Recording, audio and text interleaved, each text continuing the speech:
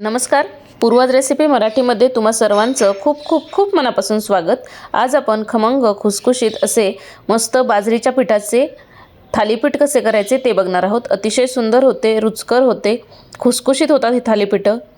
अगदीच हिवाळ्यामध्ये हे थालीपीठ तुम्ही करू शकता। बघू शकाल रंग टेक्स्चर अतिशय सुंदर आलेला आहे। पटकन सुरुवात करूयात। तर इथे एका परातीमध्ये इथे मी काही मसाले घेतलेत। हळद, तिखट, 1 चमचा तीळ घेतलेत, हिंग, धनेपूड, ओवा घेतलेला आहे आणि मीठ घेतलेलं आहे। आता इथे मी साधारण अर्धी वाटी बाजरीचं पीठ घेतलेलं आहे। बघू शकाल एकदम बारीक बाजरीचं पीठ आहे। अर्धी वाटी बाजरीचं पीठ घेतलं। यामध्ये आपल्याला 1 चमचाभर बेसन घालायचे, कारण बाजरीच्या पिठाला तेवढं बाइंडिंग नसतं, म्हणून बेसनामुळे बाइंडिंग छान येतं। आता हे सर्व मसाले या पिठासोबत आपण मिक्स करून घेऊयात। साधारण अर्धा चमचा मी ओवा घेतलेला आहे, 1 चमचाभर तीळ घेतलेत, 1 चमचाभर धनेपूड घेतलेली आहे।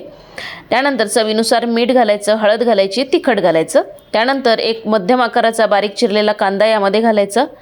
त्यानंतर भरपूर सारी बारीक चिरलेली कोथिंबीर सुद्धा आपल्याला यामध्ये घालून घ्यायची। आता हे सर्व व्यवस्थित मिक्स करायचं, दाबून छान व्यवस्थित मिक्स करायचं सुरुवातीला। आता हे सर्व मिक्स करून झालं की यामध्ये आपल्याला थोडं थोडं पाणी घालायचं। एकदम पाणी जास्ती घालायला जाऊ नका, थोडं थोडं पाणी घालायचं आणि छान सैलसर गोळा आपल्याला ह्याचा मळून तयार करायचा आहे। अजिबातही घट्ट गोळा मळू नका, नाहीतर थालीपीठ थापण्यास खूप त्रास होतो, म्हणून आपल्याला सैलसरच इथे गोळा मळून तयार करायचा आहे। तर बघू शकाल सैलसर गोळा मळून तयार झाला। इथे एक तवा घेतलाय, तव्याला 1 चमचाभर तेल लावून घ्यायचे आपल्याला अशा पद्धतीने।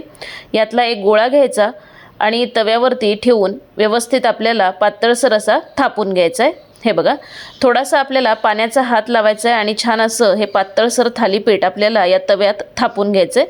तर बघू शकाल पाण्याचा हात लावती आणि छान पातळसर हे थालीपीठ थापून तयार करते। बघू शकाल इथे तुम्ही मस्त। बाजरीच्या पिठाला अजिबातही बाइंडिंग नसतं, म्हणून यामध्ये चमचाभर बेसन घालणं अतिशय गरजेचं आहे।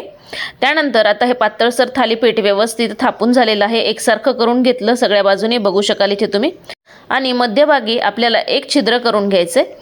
आता हे थालीपीठ भाजण्यासाठी ठेवायचे, पण त्याच्या आधी सुरुवातीला यावरती थोडेसे पांढरे तीळ मी यावरती घालून घेते। दिसताना खूप छान दिसतं आणि चवीलाही अतिशय सुंदर लागतं, म्हणून मी वरतून पांढरे तीळ घालून घेतले।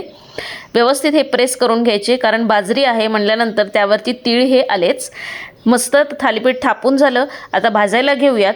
तर गॅसवरती हा तवा आपल्याला ठेवून घ्यायचा आहे। हे बघा, हा तवा ठेवून घेतला की आता या मधल्या जे छिद्र करून घेतलेलं आहे आपण त्यामध्ये तेल सोडून घ्यायचं आणि साईडनी सुद्धा व्यवस्थित तेल सोडून घ्यायचं।